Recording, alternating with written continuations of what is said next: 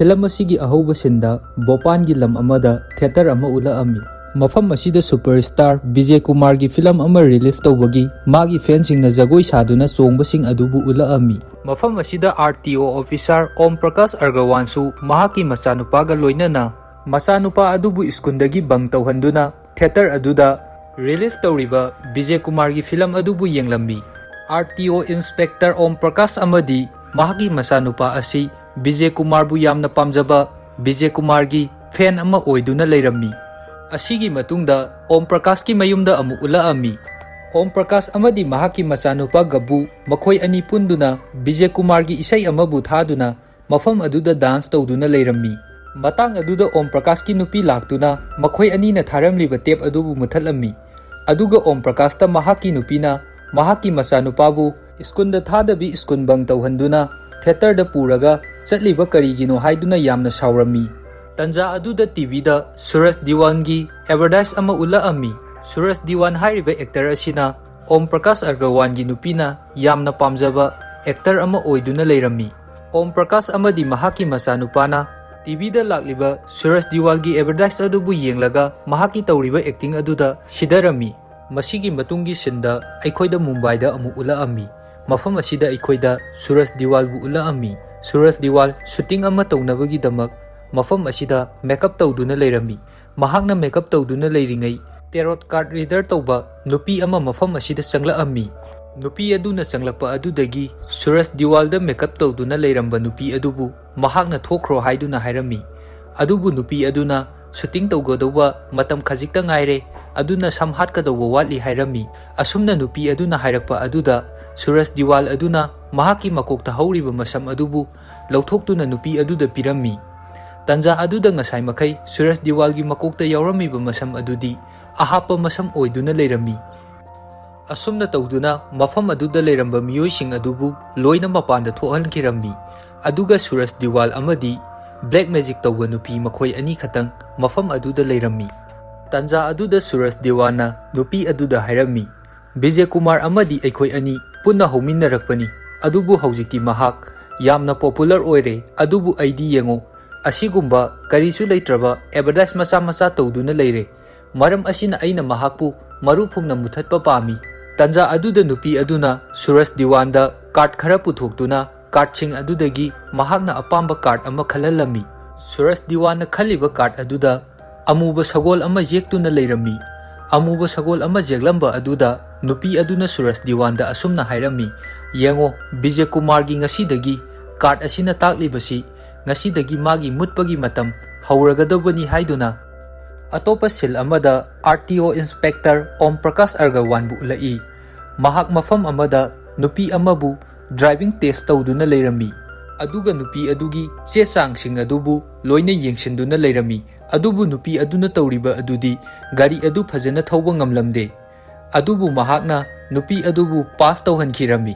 Matang aduda gabu adu mapagi manakta kanna harauna khabar ama paiduna chensilami. Aduga mapada asumna hairami. Vijay Kumar adu mafam asida shooting gi damak laani haiduna mapada khabar adubu yenghalami. Vijay Kumar adu makhoi gi Bhopanda laklani haibada makhoi ani aduki matik yamna haraurami. Mathangi sinda Vijay Kumar adu Bhopal gi helipad amada mahakna helicopter tongduna lakpa adu ula'ami. Mafam aduda mahaki fan kaya amana mahaku yengadawbagi ngaiduna leirami. Makhoi mayamgi marak aduda Om Prakash Argawan amadi mahaki masanupasu Vijay Kumar bu yengnabagi damak mayam marak aduda lisanduna changla'ami. Om Prakash amadi babu makhoi anina Vijay Kumar ga selfie amatang namba pamlami. Matang aduda Vijay Kumar su helicopter dagi mahaki nupiga loinana kumla'ami. Helicopter dagi kumlaklaba matung Bimla Tiwari hairiba corporation gi oiba nupi asiga mahaka puna selfie ama kaplami. Selfie adu kapa loiraba matung Vijay Kumar adu supercar ama thauduna mahaki assistant ga puna chatkirami.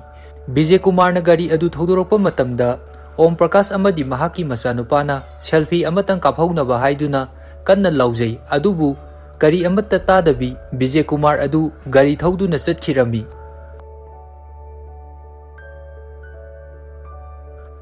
Vijay Kumar na shooting mafam aduda yauraba matamda Vijay Kumar amadi फिल्मगी heroine अमगा shooting मतेक अमा तौदुना लेरमी shooting अदुदा विजय कुमार ना नुपी अदुबु थांगतुना उरु Laramie Matang अदुदा खंगौदना नुपी अदु ममोय सिथोरमी नुपी अदुना अदुमना ममोय सिलकपा अदुदा विजय कुमार अदु खंगप्रेक खंगदुना नुपी अदुबु मखादा थादरमी अदुमना विजय कुमार ना मखादा थादबा अदुदा डायरेक्टर प्रोड्यूसर लेरिबा मयाम अदुना कैदौरी हाइदुना चंगसिनरअमी अदुबु नुपी अदुना इकायमनबदगी विजय कुमार ना महागना ममोय सिले हाइबदु हाइदोकपिगनु हाइदुना हाइरमी असुमना नुपी अदुना हाइरकपा अदुदा विजय कुमार नसु नुपी अदुबु इकायरनी हाइदुना महागना ममोय सिलकलिबा अदु मयाम अदुदा हाइरमदे नुपी अदुबु थांगकटपा अदुदा वामनदुना थादरकपनी हाइदुना खुमजिलमी मफम अदुदा प्रोड्यूसर अमा लाअमी प्रोड्यूसर अदुना महाका होटेलदा वरी साननबा हाइदुना हाइरमी प्रोड्यूसर अदुना अदुमना हाइरकलिबा अदु विजय कुमार नसु यारमी होटेलदा वरी सानबा अदु मसिगी मतुंगदा विजय कुमार गी होटेलदा उलाअमी विजय कुमार अमदी महाकी नुपी डॉक्टर अमगा वीडियो कॉल तौदुना वरी सादुना लेरमी मतंग असिदगी अखोइना खंगबा ngami मदुदी विजय कुमार अमदी महाकी नुपी मखोय अनीना पामलिबसी angang amabu makhoi ani na pokpa pamlami adugi matangda doctor aduga wari sanaduna leiramlibani adubu masigi wafam asi mayamdagi makhoi ani na lotuna thanami maram asina asigi thabaksigi damakta makhoi ani numit mangani gi oina New York ta chattaba yadaba oirami asigi matung ngasai gi producer adu Vijay Kumar gi hotel asida laktuna Vijay Kumar ga wari sanarami producer aduna Vijay Kumar da asumna hairami नुमित मरीनी फजना पोथारबा मतुंगदा film shooting अदु मखा अमुक चथनबा हाइदुना हाइरमी अदुगी मतुंगदा film shooting अदु लोयरबा मतुंग US ता चतनबा हाइरमी अदुबु प्रोड्यूसर अदुना हाइरिबा वाफम अदु विजय कुमार नदी यारमदे प्रोड्यूसर अदुना असुमना मखाताना हाइरमी फिल्म शूटिंग असिगी दमक कार अमा थौबा ताई अदुबु थौगदोरिबा मफम असि मिलिटरी गी एरिया अमदनी अदुना कार थौबा मतमदा ड्राइविंग लाइसेंस याउदबा यारोय हाइदुना हाइरमी मतंग अदुदा विजय कुमार ना महाकी असिस्टेंट अदुबु कौशिंदुना महाकी ड्राइविंग लाइसेंस हंगबा मतमदा महाकी ड्राइविंग लाइसेंस अदुदी मई चाकपदा लोइना यावख्रे हाइदुना हाइरमी अदुदगी विजय कुमार ना महाकी मैनेजर अदुदा असुमना हाइरमी ड्राइविंग लाइसेंस अदु अमुक हन्ना नौना सानबगी दमक कोऑपरेटर बिमला तिवारी दा हाइखो हाइदुना हाइरमी मथंगी सिंदा बिमला तिवारी असि RTO ऑफिस दा जौरक्तुना ओम प्रकाश अर्गवानगा वारी सानदुना लेरमी बिमला तिवारी की वहाईसिंगदु ताबा लोयरबा मतुंग ओम प्रकाश अर्गवाना असुमना हाइरमी महाकी डॉक्यूमेंटसिंग अदु लोइना पिराओ अदुगा महाक नुमित निनी की मनुंगदा महाकी ड्राइविंग लाइसेंस अदु पिरगे हाइदुना असुमना हाइरमी अदुगा अमुक ओम प्रकाशना असुमना मखाताना हाइरई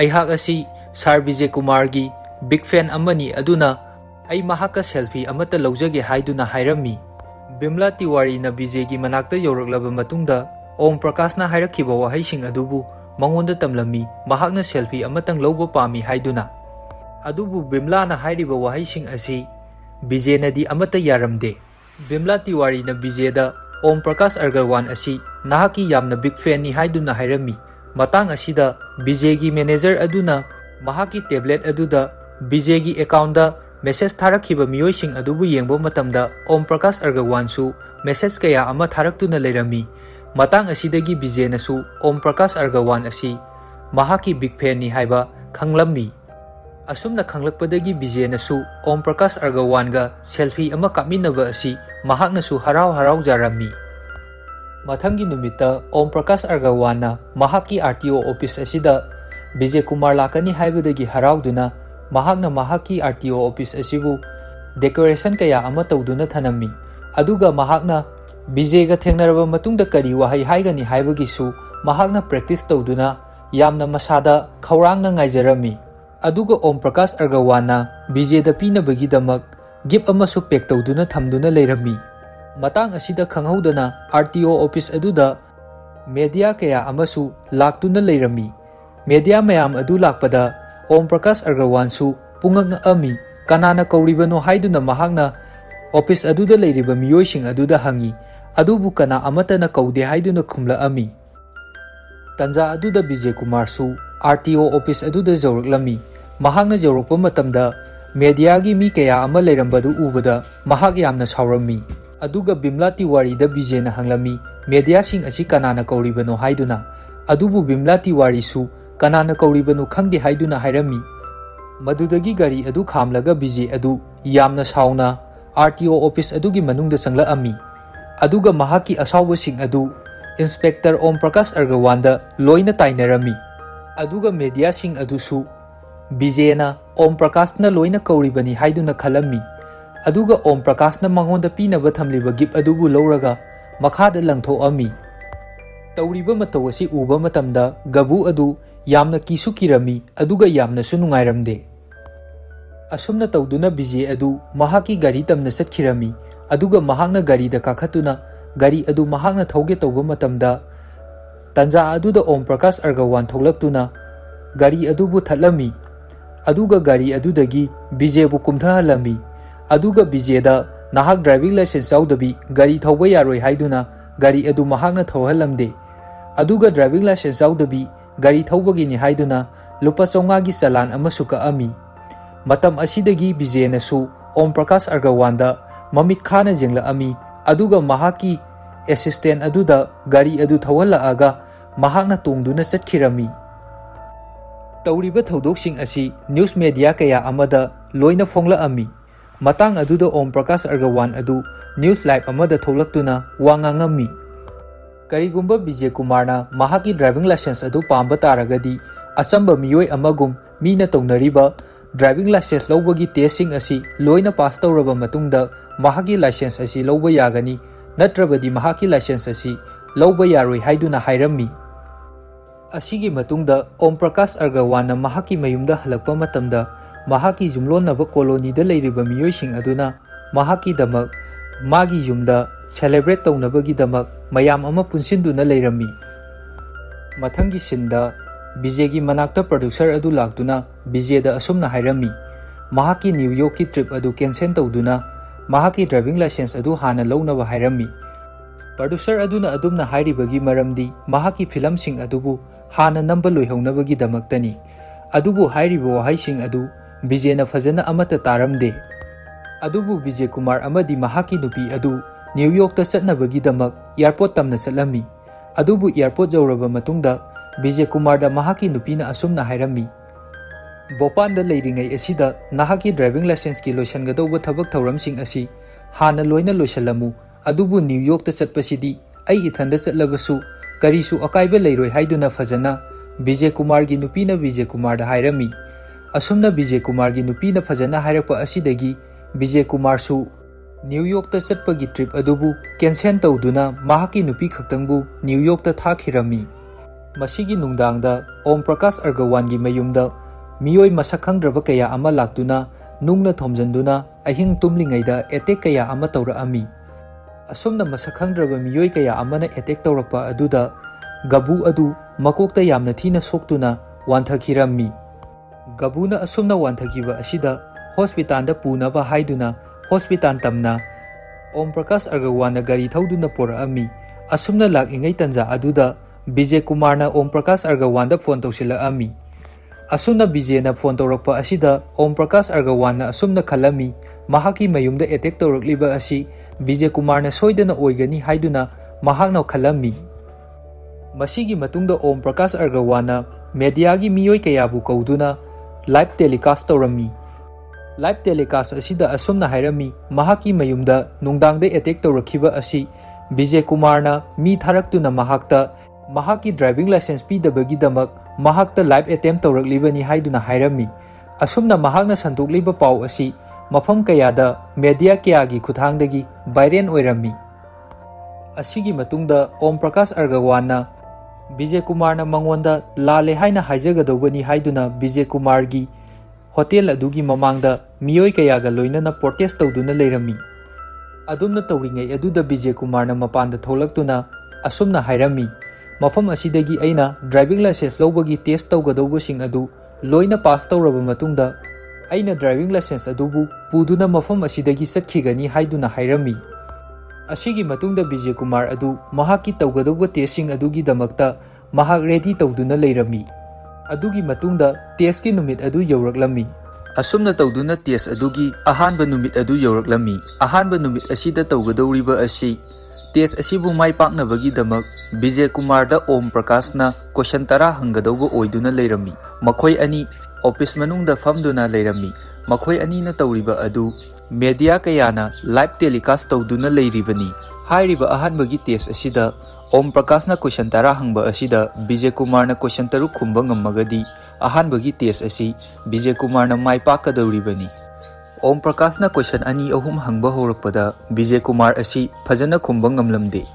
Adubu mathang manaw naina Vijay Kumar na makha taba sing adu loina khumduna ahanbagi test asi pass tawkhirami. Test asi loiduna Om Prakash na mayumda halakpa matamda Om Prakash ki masanupa gabu adu yamna kaptuna leirami. Asidagi matanggi sinda Suraj Diwanbu aikhoida uhalai. Mahak studio amada record tawduna leirambani. Adubu matang asida magi phone da call ama laami. Call asi lakpadagi aikhoina khangba ngami madudi Om Prakash Argawan gi mayumda ngasai makai attack tawrakliba adu Suraj Diwana silaga mahaki miyoi thaduna attack adu tawhanba oiduna leirambi. Atopa sin amada Vijay Kumar amadi mahaki nupi New York ta satkiba makhoi ani edu video call tawduna wari sanaduna leirambi. Matang aduda mahaki nupina asumna hairami Vijay Kumar asi New York ta lakpa yamna mathau tai haiduna. Aduga makhatana asumna hairai numit ninigi manungda Vijay Kumar bu New York ta laknaba haiduna mahaki nupina hairami. Mathangi numita Vijay Kumar adu mahaki driving license ki damak road test tawgadawba oirami. Mahak road test tawnabagi damak RTO officer Om Prakash Argawan gi manakta satlami. Vijay Kumar na laktuna road test tawgadawriba adugi mayamsing adugi queue gi mamangda lepami. Adubu Om Prakash Argawan na laktuna mahak pu serial naina mayamsing adugi matungda lefalami. Road test tawbagi leiramiba mayamsing aduna Vijay Kumar bu mathang mathakta thagalaktuna mayamgi makokta amuk mahakna tarami. Matang aduda Om Prakash Argawan na Vijay Kumar gi gari adudi driving test tawbada sijanaba yaroi haiduna hairami. Asumna Om Prakash Argawan na Vijay da hairakpa aduda Vijay aduna mafam aduda leiramba gari amabu khudakta sangsinduna paisa mayam ama piduna leirami. Adudagi Vijay su road test adu tawba horaami. Adubu road test tawba adu loiraba matungda mahaki reason adu Om Prakash Argawan na piraklaba matungdadi mahaki reason adu mana tawriba adu rule khara kai haiduna mahaki test adubu fail tahalami. Vijay Kumar mahaki test adu fail tare haiba aduda yamna saurami aduga Om Prakash ki manakta sangsinduna mahakna soiriba rule singdo hayo haiduna hairami. Aduga Om Prakash Argawan na asumna hairai gari asi khamba matamda chaka asi straight ta khamgadawbani. Adubu nahakti chaka asi paiduna khamduna leire. Aduga gari asi khamba matamda gear asi neutral da thamgadabani. Adubu nahakna gear asi panjanduna thaname asumna hairami.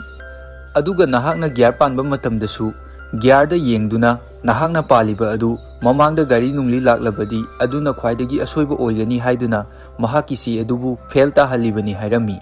Matang aduda Vijay Kumar na asumna amuk hairai aina gear panbamda yengliba adu kari no haibadu hana loina yengthoktrabadi ahanba hek paibaga karamna gari adu thawgani.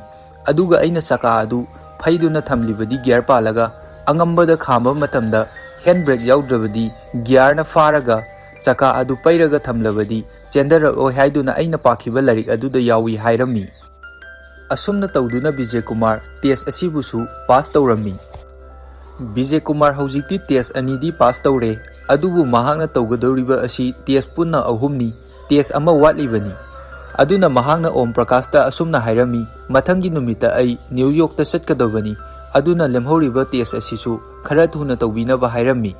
Vijay Kumar na hairiba sing adubu RTO Inspector Om Prakash aduna phajana taramde aduga break ki matungda khara thengdana tawrasi haiduna mahak break lobani haiduna satkirami. Asumna tawba aduda Vijay Kumar na Om Prakash ki matung aduda mahakna pairiba form adu shagairami. Aduga asumna hairami ai ngasidagi amuk hana gari amata thauraroi haiduna yamna saurami. Aduga Vijay Kumar na asumna makha tarami ai amadi aigi nupina sahi mangagi mamangdagi angang amatabu mitchida ujaradi haiduna kanna honarakpani. New York ta aigi nupiga punna chattuna angang adubu unanaba honagadawba asida aina mafam asida driving license ki damak test mayam ama lauduna leire. Ai driving license dagidi aigi isani hena lui aigi isani hena nungsi aigi isagi damak mafam asida aina tawriba acting sing asi loina tuo hairabasu tuoge mafam asidagi ai New York ta chatlagani aduga ai acting tawba asi su toklagani. Asumna hairamduna Vijay Kumar adu gari amada tongduna mahaki assistant ga punna thokhirami. Matang aduda ngasai makai makhoigi test adubu yengduna leiramliba Vijay Kumar gi fansing aduna yamna sauna khajaliba sing adubu namkhaiduna Om Prakash Argawanbu fajana chensilaktuna totkhirami. Matang aduda Vijay Kumar su gari thauba horamlaba adu khamduna mayam marak aduda changsilaktuna Om Prakash Argawanbu kanbirami. Mahaki car adu mirak aduda thaujal halaktuna Vijay Kumar na Om Prakash Argawanbu mahaki car aduda hapchinduna pukhirami. Gari manung aduda Om Prakash Argawana Vijay da asumna hairami. Aina tawriba mayam asi aigi isagi mamangda nangna tawkhiba adugi revenge lawbani haiduna hairami. Aduga makhata na asumna hairami. Sarna station da lakpa matamda aina sarda pikhiba gip adu sargi asyengba driving license ni. Sargi documentsing adu aina kupthana check tawraba matungda hana leiramba driving license adugi number adu tawduna aihakna lawthoktuna sargi damak gip ama semduna thamlibani. Adubu lakliba media sing adudi aina kauba nate kadaidagi kamdawna laklibano haibusu khangde. Aina pamkhibadi aigi isa gabuga loinana sarga aikhoi ahum punna selfie amatang kapminaba pamkhibani. Adudagi amuk Vijay Kumar na amuk makhata na asumna hirai. Nahaki yumda tumlingaida nungdang nungna langsalakhiba adu aina tawba nate adu kanana tawribano haibadu adu khangde hairami. Adudagi matang aduda asumna khangla ammi tawriba thabaksing asi Suraj Diwana tawhanbani. Media sing kauduna thamlamba aduna Suraj Diwan ga sinaduna Bimla Tiwari na tawkhibani haibasi asumna khanglami. Asidagi Om Prakash Argawangi macha gabuga mahaki nupiga puna gari manung aduda kakhalammi. Adugi matungda makhoi puna gari manung aduda selfie ama kapammi. Selfie adu kapa loiraba matung Om Prakash Argawana Vijay gi driving license adubu pikhirammi. Asumna tawduna matang asida nungairaba film asibu loisinkhirami. Mayamna wari asibu nungaibiragadi channel asibu like, share amadi subscribe tawbiramu. Matung tarakpada karamba film semsige haibadusu mayamna suggest tawbiramu.